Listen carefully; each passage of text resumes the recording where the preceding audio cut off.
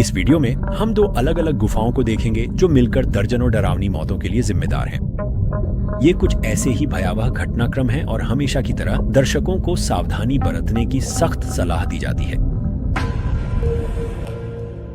11 मई 1990 की रात को फ्लोरिडा स्पेलियोलॉजिकल रिसर्चर्स (FSR) के 8 सदस्य ब्रुक्सविल, फ्लोरिडा के सैंड हिल बॉय स्काउट कैंप में डाइव के लिए खुद को तैयार कर रहे थे। 1980 के दशक के अंत में बनी FSR गुफा गोताखोरों का एक समूह है जो अपना समय अनदेखी गुफाओं का नक्शा बनाने में बिताते हैं, और उस रात की टीम में 25 वर्षीय लॉयड भी शामिल था। जिस गुफा की वे खोज करने जा रहे थे वह केवल सबसे अनुभवी गुफा गोताखोरों के लिए जानी जाती है, जिसे डिपोल्डर सिंक नंबर 2 कहा जाता है, और लॉयड खास तौर पर इसको लेकर बेहद उत्साहित था। लगभग हर डाइव उसे वही एहसास देती थी, क्योंकि वह अपने हाल ही में मिले शौक को लेकर बेहद उत्साही माना जाता था, लेकिन उसकी यह उत्सुकता पहले ही उसे एक खास पहचान दिला चुकी थी। सैंड हिल बॉय स्काउट कैंप लगभग ब्रुक्सविल शहर और वीकीवाची स्प्रिंग्स के बीच हर्नांडो काउंटी, फ्लोरिडा के ठीक बीचों बीच स्थित है। जब 1970 के दशक में डायपोल्डा परिवार के अंतिम सदस्य की मृत्यु हो गई, तो जो जमीन कभी निजी संपत्ति थी वह बॉय स्काउट्स को सौंप दी गई। तब से इस संपत्ति का एक्वा ब्लू तालाब गुफा डाइविंग की दुनिया के कुछ सबसे बड़े नामों के लिए खास दिलचस्पी का विषय रहा है। डिपोल्डर सिंक के नाम से जाना जाने वाला यह सिस्टम वास्तव में 2 अलग अलग क्षेत्रों से बना है, डिपोल्डर सिंक नंबर 2 और डिपोल्डर सिंक नंबर 3। लेकिन यह नंबर 2 है जिसने दुनिया भर के गुफा गोताखोरों का ध्यान आकर्षित किया है। 360 फीट या लगभग 110 मीटर की अधिकतम गहराई के साथ यह महाद्वीपीय अमेरिका की सबसे गहरी झांत पानी के नीचे की गुफा है, और इसकी गहराई, तंग प्रवेश द्वार और कुछ सुंदर बड़े कमरों के कारण इसने शेख एक्सली जैसे नामों की भी रुचि आकर्षित की है, जिन्होंने आधुनिक गुफा डाइविंग पर सचमुच किताब लिखी है। जब यह जमीन बॉय स्काउट्स को दान कर दी गई तो शेख ने 1980 में डिपोल्डर नंबर 2 में अधिकतम गहराई तक डाइव करने में बिल्कुल भी समय नहीं गंवाया। हालांकि 11 मई की रात को कोई भी 360 फुट की गहराई तक पहुंचने की कोशिश नहीं कर रहा था। इसके बजाय FSR कई सर्वेक्षण डाइव्स कर रहा था, जिसमें 2-2 के समूह बारी बारी से गुफा में प्रवेश कर रहे थे। और सबसे पहले थे लॉयड और उनके साथी। डाइव की योजना काफी सरल थी, क्योंकि लॉयड और उनके साथी ने एक सर्किट पूरा करने की योजना बनाई थी जो उन्हें बॉलरूम नामक क्षेत्र में ले जाएगा और 200 फीट या 61 मीटर से अधिक गहराई तक ले जाएगा। हालांकि लॉयड के लिए इस डाइव का एक द्वितीयक अर्थ भी था। यह न केवल उनका सिंक में पहला डाइव था, बल्कि उनके लिए एक नया व्यक्तिगत गहराई रिकॉर्ड बनाने का भी मौका था। जब दोनों को टैंकों से लैस किया गया तो वे डाइव होल्डर नंबर 2 में डूब गए और रात में गायब हो गए। कटोरे के आकार के मुख्य पूल के तल पर एक संकीर्ण खुला हिस्सा है जो गोताखोरों को लगभग 180 फीट या 54 मीटर सीधा नीचे ले जाता है। वहां से एक हल्का सा मोड़ है जो एक क्षेत्र की ओर ले जाता है जिसे जंक्शन रूम कहा जाता है। बेहद संकीर्ण प्रवेश द्वार को पार करने और सुरंग के मोड़ तक पहुंचने के बाद दोनों गोताखोरों का सामना एक अप्रिय दृश्य से हुआ। जैसे ही वे जंक्शन रूम की ओर बढ़े, डाइव होल्डर नंबर 2 के अंदर दृश्यता लगभग शून्य हो गई। डाइव से ठीक पहले फ्लोरिडा के इस हिस्से में भारी बारिश हुई थी और उस अतिरिक्त पानी के बहाव ने सिंकहोल के अंदर की गाद को हिला दिया था। हालांकि उनके पास एक गाइडलाइन थी, इसीलिए यह कोई बड़ी समस्या नहीं थी। दोनों जंक्शन रूम से होकर आगे बढ़े और अंततः उस ऊपरी सर्किट गाइडलाइन के साथ साफ पानी में पहुंच गए जिसका वे अनुसरण कर रहे थे। किसी बिंदु पर एक गोताखोर को उछाल बॉयंसी की समस्या हुई, जो एक छोटी सी समस्या थी और जल्दी ही सुलझा ली गई। इसके बाद वे आगे बढ़े। अब वे निचली सर्किट गाइडलाइन के साथ आगे बढ़ते हुए 250 फीट या 76 मीटर की गहराई तक उतर गए। जब उन्होंने ऐसा किया तो लॉयड ने अपने युवा केव डाइविंग करियर की सबसे गहरी बिंदु को आधिकारिक रूप से छू लिया था, लेकिन तभी असली मुसीबत के पहले संकेत सामने आने लगे। लॉयड के साथी ने देखा कि लॉयड ने थोड़ी देर के लिए निचली सर्किट गाइडलाइन को छोड़ दिया और जितना उसे करना चाहिए था उससे ज्यादा नीचे और तेजी से उतर गया। जब उसने निचली सर्किट गाइडलाइन भी खो दी तो वह स्थिति को लेकर लगभग भ्रमित सा लग रहा था, और उसके साथी ने देखा कि वह तेजी से गुफा के और गहराई में झूल गया। हालांकि उसका साथी उसके पीछे पीछे चलता रहा और जल्द ही वे दोनों खुद को विशाल बॉलरूम सेक्शन के अंदर पाए और उसकी साफ पानी में वह फिर से निचली सर्किट गाइडलाइन को पकड़ने में सक्षम हो गया। उस पल ऐसा लगा जैसे घबराहट या उलझन या जो भी था वह खत्म हो गई थी। फिर यह मानते हुए कि लॉयड अब बाहर निकलने की ओर बढ़ रहा है, क्योंकि यह एक सर्किट था, लॉयड के साथी ने भी गुफा से बाहर निकलने का रास्ता बनाना शुरू कर दिया। क्योंकि दोनों ने बहुत गहराई तक गोता लगाया था, ऊपर आते समय उन्हें डीकम्प्रेशन स्टॉप्स की जरूरत थी। जब लॉयड के साथी ने अपने डीकम्प्रेशन स्टॉप्स शुरू किए तो वह यह देखकर हैरान रह गया कि न तो लॉयड उसके आगे था और न ही पीछे। यह स्थिति तब भी बनी रही जब साथी ने कई और स्टॉप्स किए, लेकिन 30 फुट या 9 मीटर के स्टॉप पर पहुंचने के बाद ही चिंता होने लगी। मुख्य प्रवेश बेसिन के अंदर साथी ने वास्तव में वापस मुड़कर लॉयड को ढूंढना शुरू किया, लेकिन उसे कहीं भी लॉयड का कोई निशान नहीं मिला। कुछ देर इधर उधर देखने के बाद वह पूरी तरह सतह पर आ गया, इस उम्मीद में कि लॉयड पहले से ही वहां होगा, लेकिन वह नहीं था। फिर भी गुफा में सिल्ट होने के कारण यह संभव लग रहा था कि वह अनजाने में ही उसे पार कर गया हो। लेकिन जब वह वहां नहीं था तो अलार्म बजा दिया गया और जैसे ही एफएसआर के कई सदस्यों ने मदद के लिए पुकार लगाई, लॉयड का डाइव पार्टनर और एक अन्य गोताखोर डिपोल नंबर 2 में दोबारा खोज शुरू करने के लिए घुसे। दोनों गुफा के अब भी धुंधले जंक्शन तक पहुंच गए, लेकिन वहां लॉयड को नहीं देख पाए। उसे ढूंढने में कोई सफलता न मिलने पर वे वापस मुड़ गए और गोताखोरी विशेषज्ञों के आने और सहायता करने का इंतजार करने के लिए गुफा से बाहर आ गए। लॉयड के डिपोल नंबर 2 के अंदर गायब होने के लगभग 17 घंटे बाद रिकवरी डाइवर्स की पहली टीम गुफा में दाखिल हुई।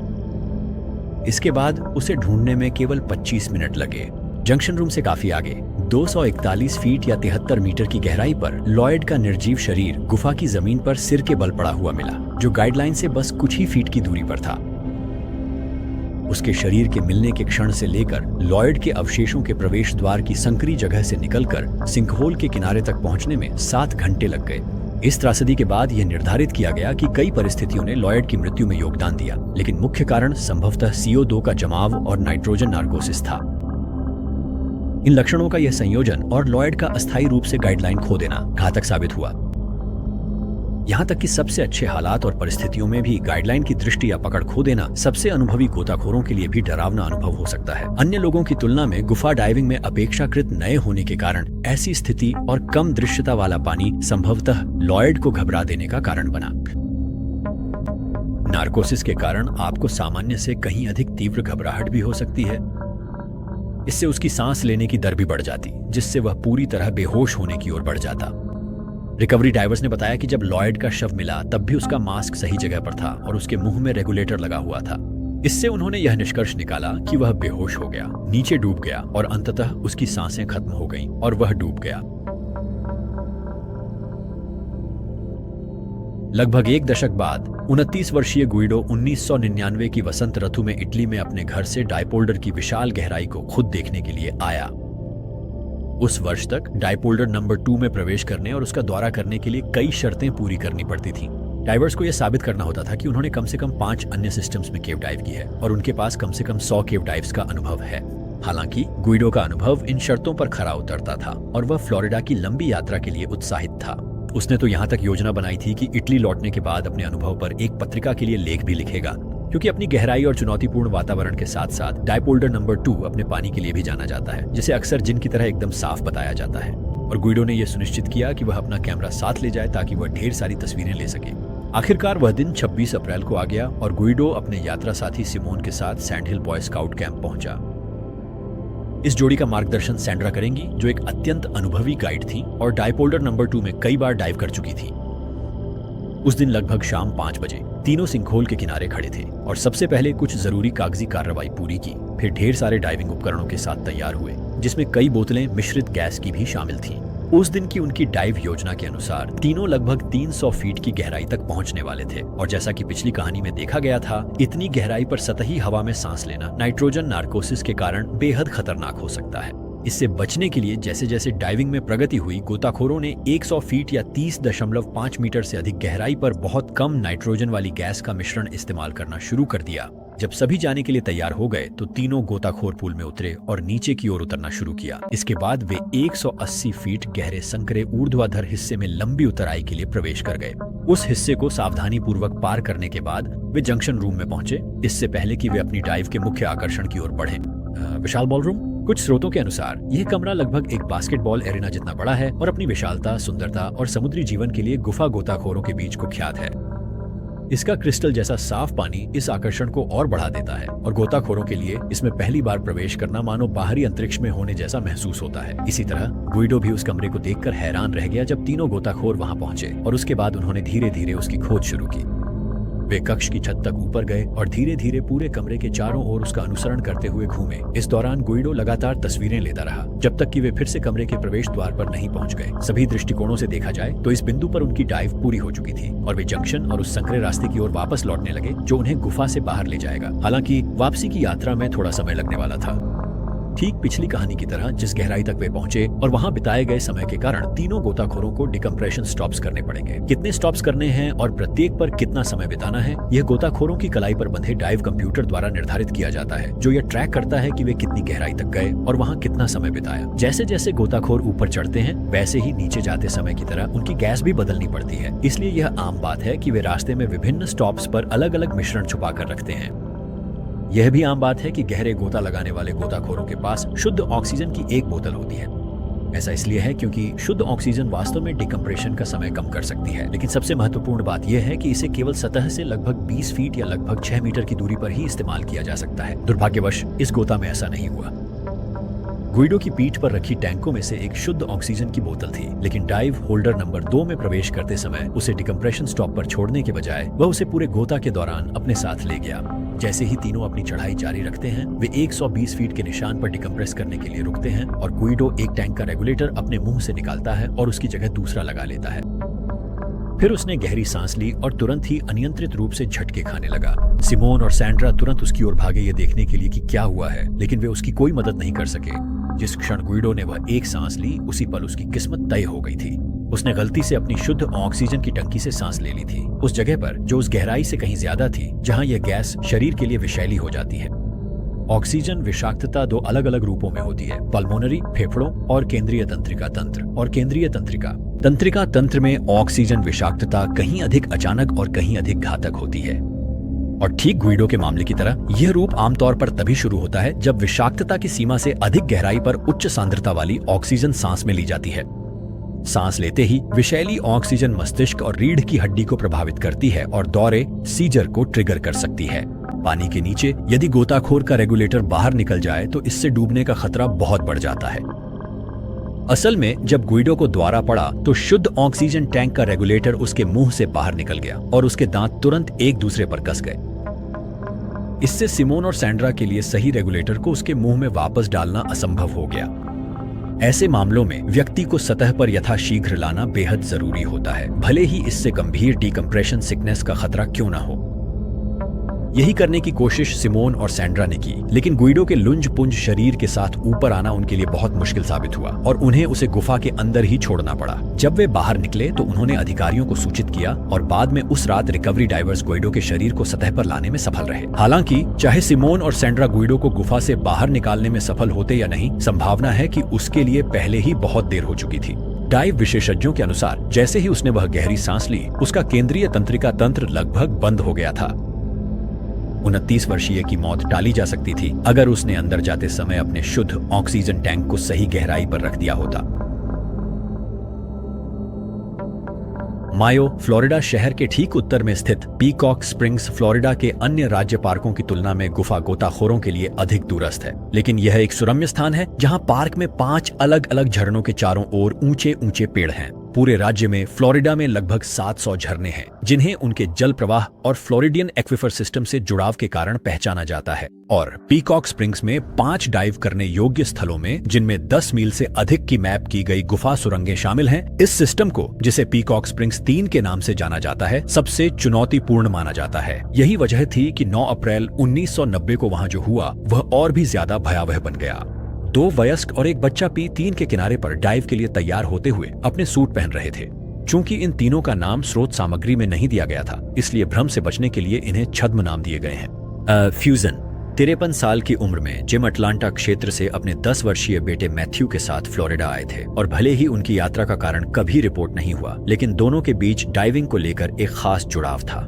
2 साल पहले जिम ने एक कैवर्न डाइविंग कोर्स किया था और सर्टिफिकेशन प्राप्त किया था। हालांकि वे केव डाइविंग सर्टिफाइड नहीं थे, जो कि वास्तव में एक दूसरे से अलग होते हैं। वहीं उनका बेटा उस समय ओपन वाटर सर्टिफिकेशन के लिए भी बहुत छोटा था।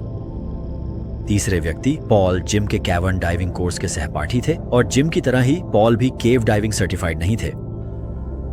संक्षेप में कहें तो इन तीनों में से किसी को भी इतनी चुनौतीपूर्ण जगह जैसे कि P3 में डाइव करने की सिफारिश कभी भी नहीं की जाती। जब तीनों जाने के लिए तैयार हो गए तो वे स्प्रिंग में घुसे और नीचे उतरने लगे। पॉल ने P3 के प्रवेश द्वार की ओर रास्ता दिखाया, जो सतह से लगभग 25 फीट नीचे स्थित है। वहां पहुंचने के बाद पॉल ने एक रस्सी की रील निकाली और उसे प्रवेश द्वार के ठीक बाहर बांध दिया, ताकि वह तीनों गोताखोरों के लिए एक गाइडलाइन का काम कर सके। कम से कम उनकी अनुभवहीनता को देखते हुए यह एक बेहतरीन विचार था। जब यह पूरा हो गया तो वे गुफा के प्रवेश द्वार से अंदर गए और तुरंत ही वहां सिल्ट आउट हो गया। अचानक किसी भी गोताखोर को पानी में इतना दूर तक दिखाई नहीं दे रहा था कि वे एक दूसरे को देख सकें, और पॉल ने एक भयानक अनुमान लगा लिया। ये सोचकर कि अब वे सभी गुफा से बाहर की ओर जा रहे हैं, पॉल ने उस गाइडलाइन को खींच लिया जिसे उसने गुफा के प्रवेश द्वार के ठीक बाहर बांधा था और ऊपर चढ़ना शुरू कर दिया। हालांकि जैसे ही वह साफ पानी में पहुंचा, पॉल ने देखा कि मैथ्यू सतह की ओर ऊपर जा रहा है, लेकिन तुरंत ही यह स्पष्ट हो गया कि जिम गायब है। गुफा के अंदर जिम गंभीर मुसीबत में था। वह सिल्ट में खो गया था और गाइडलाइन न होने के कारण उसे यह पता नहीं चल पा रहा था कि गुफा से बाहर निकलने के लिए किस दिशा में जाना है। अज्ञात समय तक जिम शायद दीवारों को छूकर बाहर निकलने का रास्ता ढूंढने की कोशिश करता रहा, जिससे और अधिक सिल्ट उड़ गई और उसकी स्थिति और भी खराब हो गई, जब तक कि उसके एयर टैंक खत्म नहीं हो गए और वह डूब गया। इस बीच उसका बेटा ठीक उसके ऊपर कुछ दर्जन फीट की दूरी पर था और उसके फिर से सतह पर आने का इंतजार कर रहा था। जब बचाव कर्मियों को सूचना मिली और वे B3 पर पहुंचे तो उन्होंने जल्दी से अपना सामान पहना और स्प्रिंग में प्रवेश किया, लेकिन उन्होंने पाया कि गुफा के प्रवेश द्वार के पास का क्षेत्र इतना सिल्ट से भरा हुआ था कि वे जिम की सुरक्षित रूप से खोज नहीं कर सकते थे। आखिरकार जब गुफा के प्रवेश द्वार के अंदर सिल्ट फिर से बैठ गई, तब जिम का शव बरामद किया जा सका और जिम केवल कुछ ही फीट की दूरी पर मिला, सुरक्षा से कुछ ही कदम दूर। जिम की मृत्यु की त्रासदी के बाद तीनों गोताखोरों के अनुभवहीन होने को उसकी मौत के लिए जिम्मेदार ठहराया गया। हालांकि जिम और पॉल दोनों को कैवर्न सर्टिफिकेशन प्राप्त था, पर उनमें से किसी ने भी केव डाइविंग सर्टिफिकेशन के लिए आवश्यक व्यापक प्रशिक्षण नहीं लिया था। घटना के बाद भी जांचकर्ताओं के लिए यह स्पष्ट नहीं था कि आखिरकार इतनी अधिक सिल्ट कैसे फैली। तीनों गोताखोरों ने जब B3 में प्रवेश किया तो उन्होंने यह अनुभव किया। हालांकि दीवारों के साथ किसी प्रकार का संपर्क होना संभव है। जो लोग B3 के अंदर गए हैं वे बताते हैं कि गुफा मोटी और बहुत हल्की तलछट की परत से ढकी हुई है। यह अनुमान लगाया गया है कि जिम की जान लेने वाला सिल्ट आउट शायद संपीड़न के कारण हुआ हो सकता है। यह तब होता है जब गोताखोर की एक्सपोजर सूट सतह से नीचे उतरते समय दबाव में आती है। एक्सपोजर सूट के कई अलग अलग प्रकार होते हैं और आप वेट सूट, ड्राई सूट या स्किन सूट जैसे शब्दों से परिचित हो सकते हैं। कई सूट संपीड़न प्रतिरोधी होते हैं, लेकिन 1990 में जिन 3 गोताखोरों ने सूट पहने थे वे ऐसे नहीं थे। होता यह है कि सतह से हवा त्वचा और सूट के बीच फंस जाती है और जैसे ही गोताखोर नीचे जाता है यह हवा संकुचित हो जाती है और सूट और भी टाइट हो जाता है। जब ऐसा होता है तो जो गोताखोर इस बदलाव के आदी नहीं होते वे उछाल बॉयंसी की समस्या का सामना कर सकते हैं, जिससे वे नियंत्रण पाने के लिए अपने हाथ पैर मारने लगते हैं। यह संभव है कि जिम ने समस्या को ठीक करने की कोशिश करते हुए दीवारों से टकरा गया हो, जिससे अत्यधिक सिल्ट फैल गई और उसकी मृत्यु हो गई। पिछले 2 वर्षों में फ्लोरिडा में प्रमाणित गुफा या कैवर्न गोताखोरों की यह 5वीं मौत थी और अनुमान है कि पूरे पीकॉक स्प्रिंग गुफा प्रणाली में कम से कम 45 गुफा गोताखोरों की जान जा चुकी है। पीकॉक स्प्रिंग्स स्टेट पार्क में एक और झरना है जिसे ओल्सन सिंक के नाम से जाना जाता है। ओल्सन सिंक प्रणाली 2 अलग अलग सुरंगों से बनी है, एक अपस्ट्रीम सुरंग और एक डाउनस्ट्रीम सुरंग, और दोनों ही पार्क के भीतर अन्य प्रणालियों से मिलती हैं। क्षरण के कारण पार्क द्वारा ओल्सन सिंक में सीधे प्रवेश की अनुमति दिए कई साल हो गए हैं, इसलिए आज जो गोताखोर उस प्रणाली के उस हिस्से में जाना चाहते हैं उन्हें किसी अन्य झरने से प्रवेश करना पड़ता है और वहां तक पहुंचने के लिए पानी के नीचे की सुरंगों से गुजरना पड़ता है।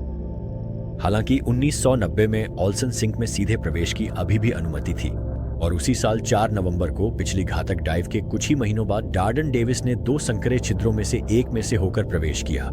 अकेले डाइव करना। डार्डन अकेले डाइविंग करने में कोई अजनबी नहीं थे और वह एक प्रमाणित और अनुभवी केव डाइवर के रूप में जाने जाते थे। 104 क्यूबिक फुट की डबल टैंकों के साथ तैयार होकर और एक टैंक जिसे वह डाइव के दौरान किसी बिंदु पर बाद में उपयोग के लिए रखेंगे, डार्डन उस दिन अपस्ट्रीम टनल में जाने की योजना बना रहे थे। ये एक डाइव थी जिसे उन्होंने अतीत में कई बार किया था, दोनों ही साथी डाइवर्स के साथ और अकेले भी। इसीलिए जब वह मृत पाए गए ओल्सन सिंक में सिर्फ 150 फीट या 45 मीटर अंदर, तो डाइविंग समुदाय के लिए यह एक बेहद चौंकाने वाला झटका था। एकल केव डाइविंग के बारे में सोचने के तरीके इस बात पर निर्भर करते हैं कि आप किससे पूछते हैं। कुछ लोगों को लगता है कि जब तक आप अपनी सीमाओं के भीतर डाइव करते हैं यह पूरी तरह से सुरक्षित अभ्यास है। दूसरों का मानना है कि यह पहले से ही खतरनाक गतिविधि में एक अनावश्यक खतरा जोड़ना है। लेकिन किसी भी स्थिति में जब एकल डाइव के दौरान त्रासदियां होती हैं तो आमतौर पर विवरण सीमित होते हैं, क्योंकि कोई भी जीवित नहीं बचता जो यह बता सके कि क्या हुआ था। हालांकि डार्डन के मामले में उनकी अंतिम डाइव के बारे में उनके उपकरणों की स्थिति के आधार पर बहुत कुछ अनुमान लगाया जा सकता था। तर्क दिया जा सकता है कि शरीर की पोस्टमार्टम जितनी ही महत्वपूर्ण गियर की फॉरेंसिक जांच भी है और डार्डन के उपकरणों में विशेषज्ञों को कई जिज्ञासु चीजें मिली। दिलचस्प बात यह है कि जहां उनकी डबल टैंकों में अभी भी लगभग 1200 psi सांस लेने योग्य हवा पाई गई, वहीं उनका स्टेज टैंक पूरी तरह से खाली था। उनके बाकी उपकरणों की जांच करने पर उनकी वॉल्व रेगुलेटर, जो टैंक से गोताखोर के माउथपीस तक हवा के प्रवाह को नियंत्रित करता है, बंद स्थिति में पाया गया। उनके सेकेंडरी रेगुलेटर की जांच करने पर पता चला कि वह फ्री फ्लो की स्थिति में था और अंत में उनके स्टेज टैंक की एक ट्यूब खराब हो रही थी। चूंकि यही एकमात्र जानकारी उपलब्ध थी, गोताखोरी विशेषज्ञों ने डार्डन के साथ डाइव के दौरान सबसे अधिक संभावना क्या हुआ, इसकी पहेली को जोड़ने की कोशिश की। ये है कि उनके अनुसार क्या गलत हुआ। डार्डन की डाइव शुरू होने के तुरंत बाद संभवतः उन्हें फ्री फ्लोइंग रेगुलेटर की समस्या का सामना करना पड़ा। फ्री फ्लो का मतलब है कि रेगुलेटर खुली स्थिति में अटक गया था, जिससे उनके टैंकों से हवा अनियंत्रित रूप से बाहर निकलने लगी। फ्री फ्लो का कारण निर्धारित नहीं किया जा सका, लेकिन सामान्य तौर पर फ्री फ्लो कई कारणों से हो सकता है। खराब या खराब हो चुके उपकरण से लेकर ठंडे पानी में वॉल्व का जम जाना तक। हवा के रिसाव को रोकने और अपनी गैस बचाने के लिए डार्डन ने संभवतः इसे मैन्युअली बंद कर दिया होगा। इस बिंदु पर वे डाइव छोड़ने मुड़ गए और अपने टैंकों में हवा की कमी से थोड़ा घबराए होंगे। उसके टैंकों से हवा का निकल जाना। फिर जब वह बाहर तैरने की कोशिश कर रहा था तो दो में से कोई एक बात हो सकती थी। पहला, वह गलती से अपने बैकअप रेगुलेटर के वॉल्व को टक्कर मार सकता था, जिससे वह बंद हो गया, या दूसरा, उसने शुरुआत में ही उसे पूरी तरह से खोला ही नहीं हो। अगर वॉल्व आंशिक रूप से खुला था और टैंक का दबाव गिर गया तो रेगुलेटर को सही से काम करने के लिए पर्याप्त हवा नहीं मिलती। इन वॉल्व समस्याओं के कारण एक रेगुलेटर बंद होने और दूसरा हवा ठीक से न देने की वजह से डार्डन शायद सांस लेने के लिए जूझ रहे थे। और अगर आप कल्पना करें तो वह शायद पहले से ही तनाव में थे जब वह शांत रहने की कोशिश करते हुए बाहर निकलने का रास्ता ढूंढ रहे थे। जैसे जैसे ये समस्याएं बढ़ती गईं, घबराहट को नजरअंदाज करना असंभव हो गया होगा। स्थिति के तनाव में वह यह भी भूल सकते थे कि उन्होंने पहला रेगुलेटर बंद कर दिया था, इसलिए जब उन्होंने अपने प्रेशर गेज देखे तो वे 0 दिखा रहे थे।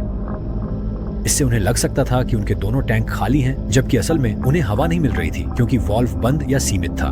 तो जब उनके डबल टैंक उनके दिमाग में फेल होने की कगार पर थे तो ऐसा लगता है कि उन्होंने अपना 80 क्यूबिक फुट स्टेज बॉटल पकड़ लिया। यह हवा पाने की उनकी आखिरी कोशिश थी। स्टेज बॉटल में एक सिंगल रेगुलेटर था जिसमें 2 हौज जुड़े हुए थे। जब उनके शरीर को बरामद करने के बाद गियर की जांच की गई तो पाया गया कि उन हौजों में से एक ठीक से काम नहीं कर रहा था। यह हो सकता है कि उसमें से हवा लीक हो रही हो या उससे सांस लेना मुश्किल हो, लेकिन असली समस्या स्पष्ट नहीं थी। तो जब डार्डन ओल्सन सिंक से बेतहाशा बाहर निकलने की कोशिश कर रहे थे तो हो सकता है कि बिना इस्तेमाल वाले हौज से हवा बाहर निकल रही हो, जिससे उनके पास बची थोड़ी सी गैस भी बर्बाद हो रही थी। सरल शब्दों में कहें तो डार्डन की मुख्य टैंकों में अभी भी हवा थी, लेकिन उपकरणों में खराबी और कुछ वाल्व बंद होने के कारण वह उस हवा तक पहुंच नहीं सके। अपने गेज चेक करते समय उन्हें लगा कि उनकी गैस खत्म हो गई है, इसलिए उन्होंने एक छोटे बैकअप टैंक पर स्विच किया और फिर वहां भी एक और खराबी के कारण और अधिक हवा खो दी।